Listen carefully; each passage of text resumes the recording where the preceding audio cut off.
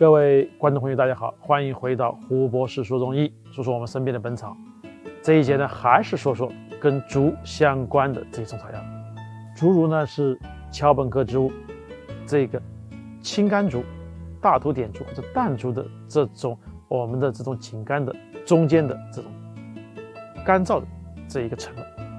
我们会把这一个竹的茎刮去外面的这种绿色的皮层以后，再刮取第二层的这种物质，也叫竹二青，就是竹茹了。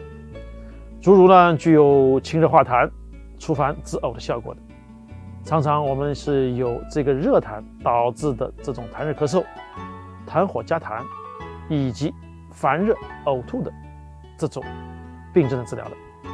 竹茹在《神农本草经》里面呢，就列为中品。在《本草纲目》里面就说，淡竹茹它的气味呢是甘的，微寒无毒，主治呢呕吐、温气寒热、吐血、崩中、止肺痨、治五志、妇女胎动。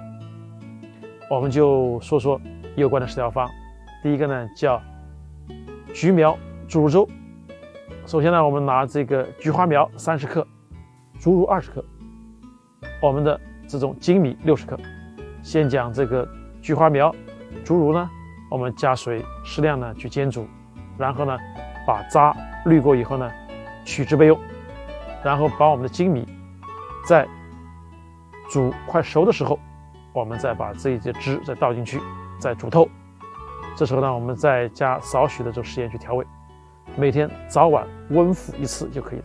这个粥呢可以清胃热、治呕吐，特别适合于那些胃神经官能症的这些病人，比如说他们有呕吐啊、胸闷啊、心烦易怒这些症状的。还有一个食疗方叫什么呢？叫橘皮竹茹茶。取竹茹15克，橘皮12克，我们用纱布袋子给它包好，然后呢就放到这些锅里面去煎煮。等煎煮5分钟以后，我们就可以把它倒出来以茶代饮了。我们知道这一个橘皮气味芳香，能够理气和中、燥湿化痰，对那些湿阻中焦而引起的这种脘腹的这种胀满、咳嗽痰多以及恶心欲呕是有效果。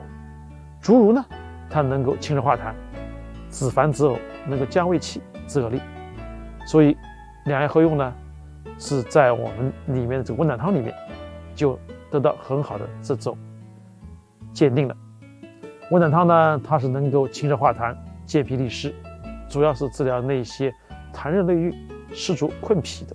我们的这个橘皮竹茹茶呢，可以说呢是温胆汤的简化版的，简单，效果也好，而且呢能够很好的能够治疗这种胃脘部的这种痰热困扰、湿足困脾的这种病人。